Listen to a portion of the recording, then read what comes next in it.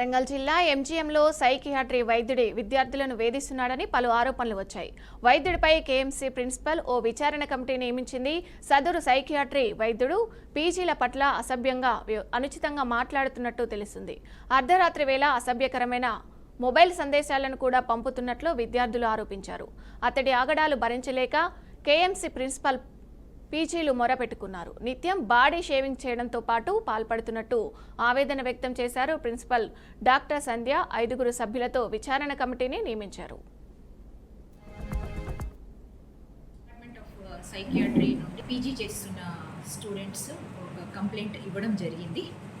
ఒక faculty member తమని కాస్త ఇబ్బందులకు గురి చేస్తున్నట్టు, అనుచిత వ్యాఖ్యలు చేస్తున్నట్టుగా మాకు కంప్లైంట్ రావడంతో విచారణ కమిటీని కాన్స్టిట్యూట్ చేసి సీనియర్ ప్రొఫెసర్స్ ఒక 5 మెంబర్స్ సీనియర్ ప్రొఫెసర్స్తో కమిటీ ఫామ్ చేయడం జరిగింది.